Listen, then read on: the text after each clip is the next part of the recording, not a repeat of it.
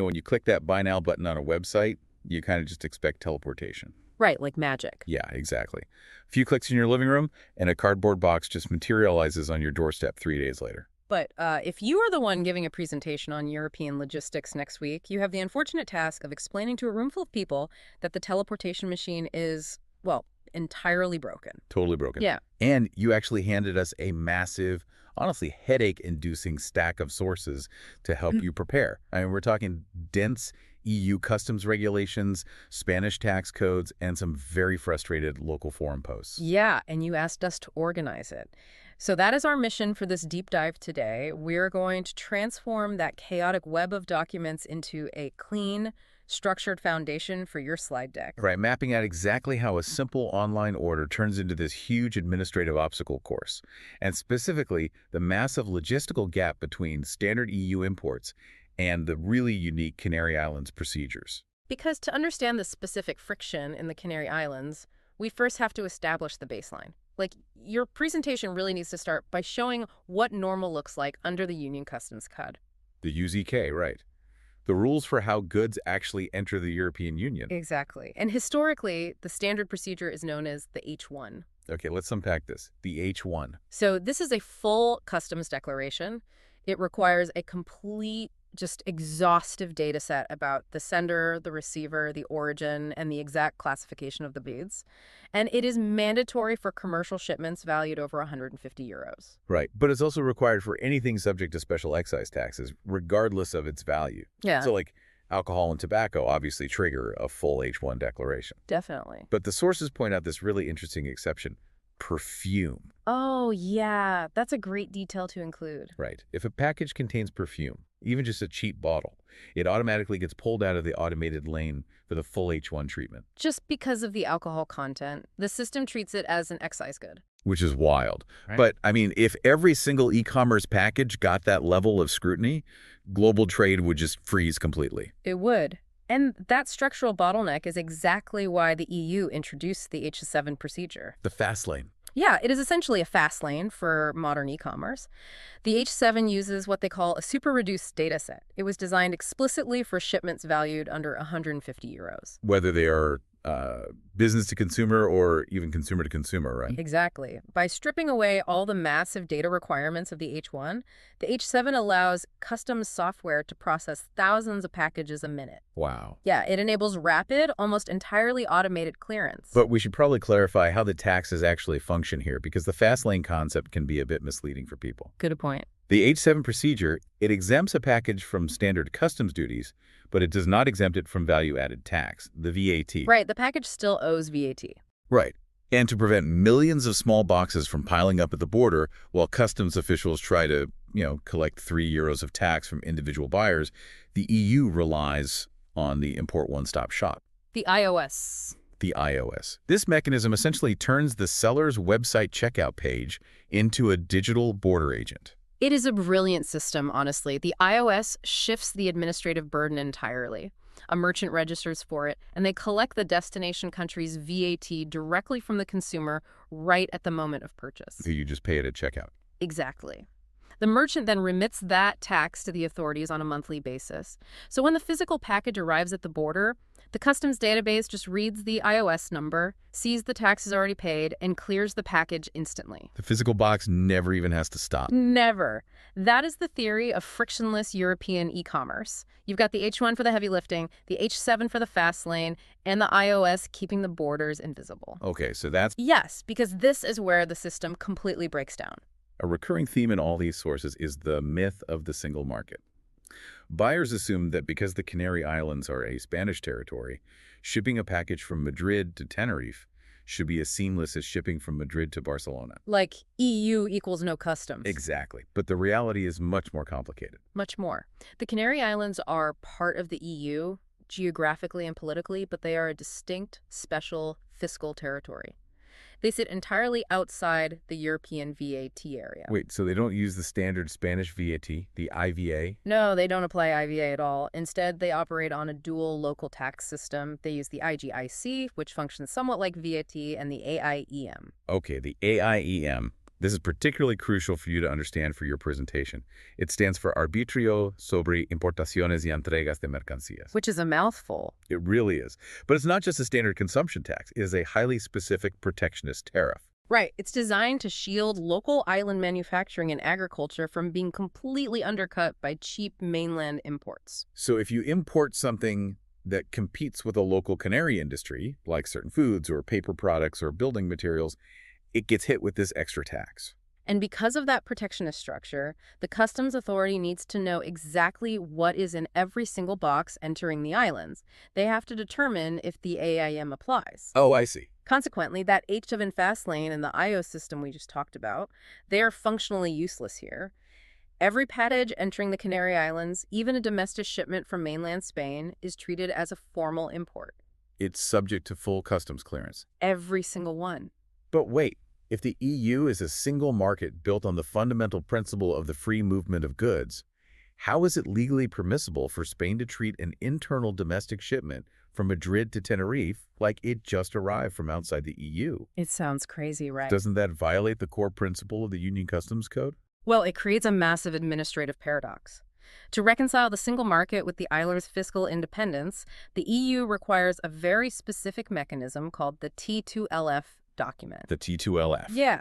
The T2LF proves that the goods in the box are in free circulation within the EU community, meaning, they aren't smuggled goods from a third country. Okay, so you just attach that and you're good. Well, if a merchant in Madrid sends a package to the Canaries and fails to attach the T2LF, the Canary Customs Authority legally has to treat those goods as if they originated from outside the European Union entirely. Wait, really? Yes, applying full third country tariffs. Wow. And generating that T2LF document, according to the sources, is not just a simple checkbox. It requires extra administrative steps, manual commercial invoices, and physical documentation actually attached to the outside of the box. Which ruins automation. Exactly. A mainland e-commerce seller using an automated fulfillment warehouse simply isn't set up to manually pull a package off the conveyor belt just to take 3 copies of a specialized customs transit document to the cardboard. They just won't do it. Right. This massive administrative friction is why so many Amazon sellers and mainland merchants actively block the Canary Islands from their shipping zones entirely. The market simply cuts them off. Which brings us to the actual logistics on the ground. When a merchant does decide to navigate this process, we see a complex interplay between 3 main actors. You've got the sender, the carrier, and the receiver. Okay, who does what? The sender's first job is to deduct their local mainland VAT, bringing the tax rate to 0% on the invoice. Because remember, the Canary IGIC will be applied upon arrival. Right, no double taxation. Exactly. Then they hand it off to the carrier, and this is where the system immediately bottlenecks. Yeah, the sources paint a really stark contrast between Spain's National Postal Service, Correos, and private international couriers. It's a totally different world. Correos handles the vast majority of this specialized island traffic, and the forums describe them as operating at their absolute structural limit. They are completely overwhelmed. But the private couriers have a very different approach, because navigating the Canary Customs clearance requires dedicated local agents and specific bureaucratic procedures. Many private couriers just view it as unprofitable. Yeah, we see couriers deploying active avoidance strategies. Some companies reroute customers directly to distant central pickup stations rather than even attempting the last-mile home delivery. They just want to offload the packet. They want to offload the package and the complex clearance process tied to it as quickly as possible. There is an anecdote from the Tenerife news source that perfectly captures this structural dysfunction. It's wild. Oh, the time travel one? Yes. A private courier logged a failed delivery attempt into their tracking system at 2:03 p.m. But they claimed they had tried to deliver the package at 2:49 p.m. They literally falsified a delivery attempt for a time that was in the future. Right. Whether the recipient was sitting at home waiting was irrelevant. The carrier just needed a systemic excuse to push the package into a holding facility and pass the administrative burden on to the consumer. It's infuriating. And when the package hits that holding facility, the carrier will usually offer to clear customs on behalf of the receiver. But this service comes with exorbitant intermediary fees. Extortionate fees, really. Often, the carrier's administrative fee is higher than the value of the actual item inside the box. Which leaves the consumer cornered.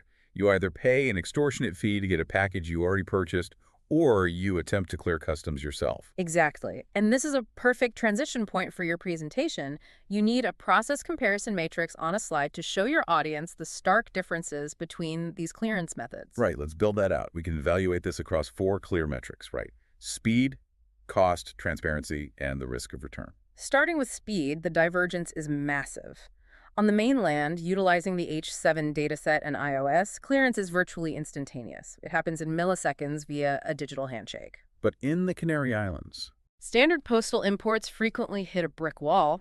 Tracking simply updates to in Bearbeitung Beamsel.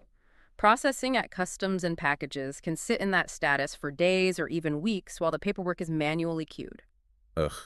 Okay, then we evaluate cost, which is where the consumer faces that dilemma we just mentioned. Right. The mainland H7 route incurs 0 extra clearance fees. The tax was already paid at checkout.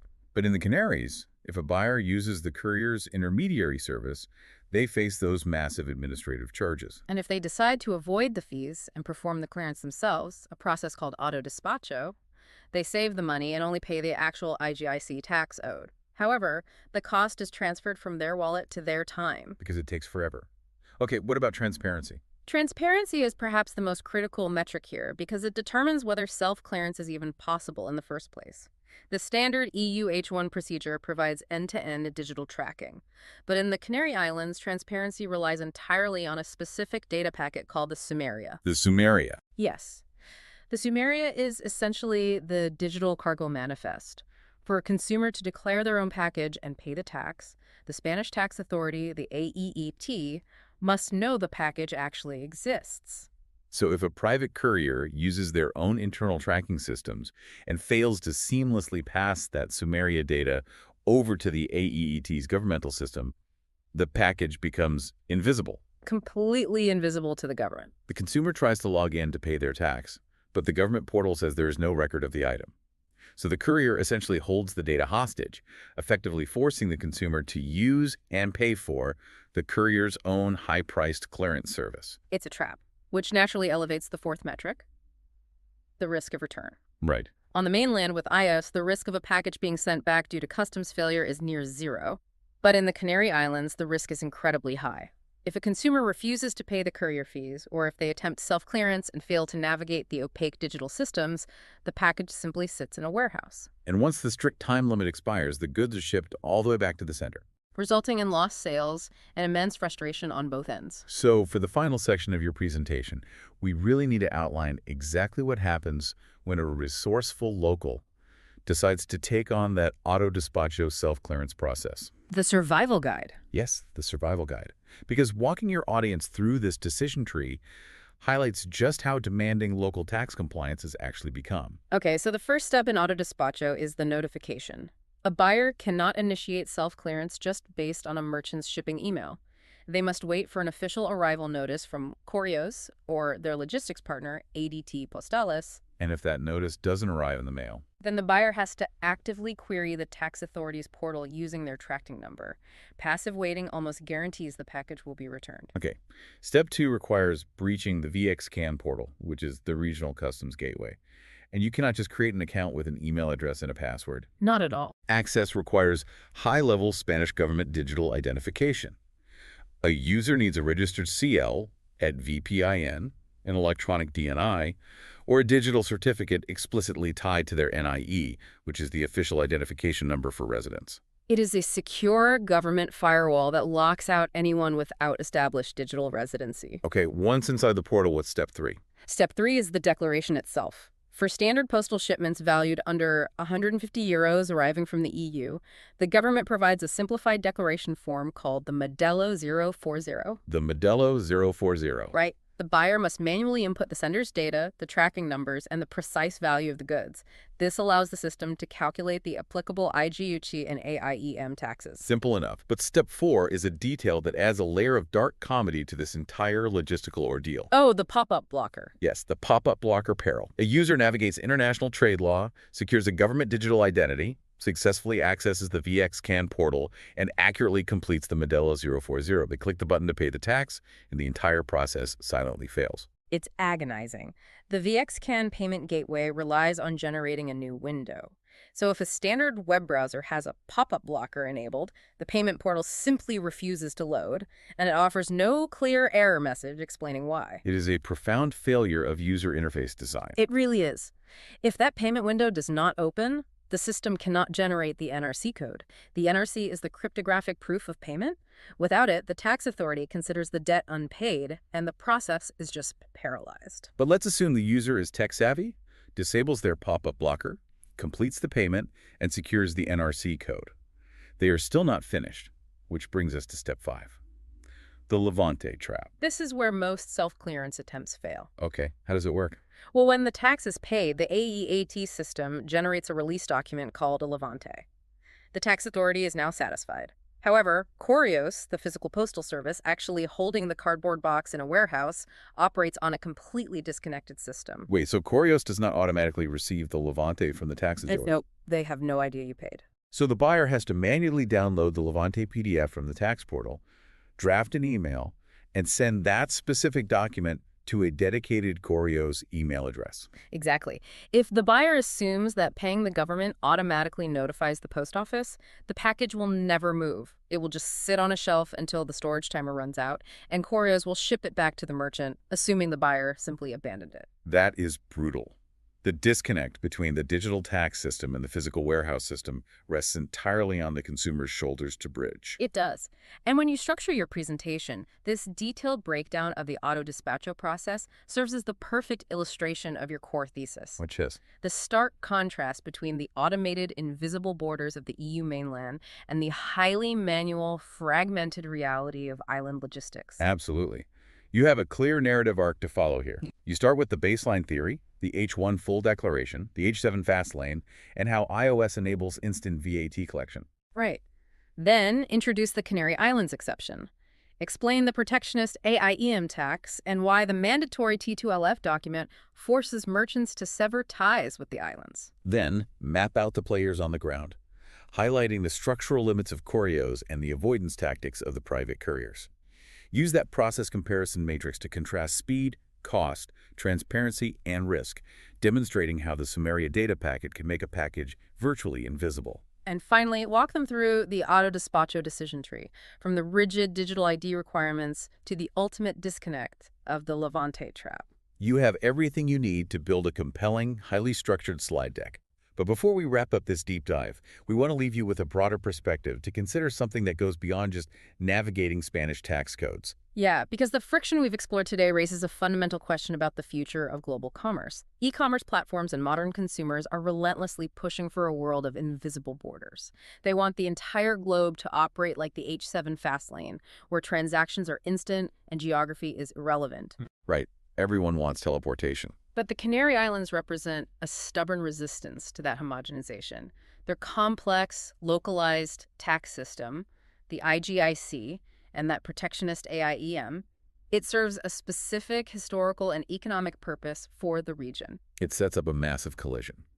As systems like the import one-stop shop become the rigid global standard, forcing extreme efficiency and data conformity, will autonomous regions eventually be forced to abandon their unique tax sovereignties just to participate in the modern digital economy? Or will places like the Canary Islands remain permanent, bureaucratic fortresses, deliberately accepting massive logistical friction just to protect their local industries from the flood of globalized e-commerce? It really is the defining tension of modern logistics, isn't it?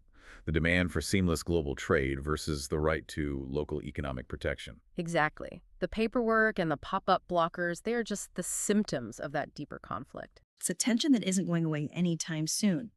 So next time you're preparing a slide deck on supply chains, or just waiting for a package to clear customs, remember that the teleportation machine doesn't exist.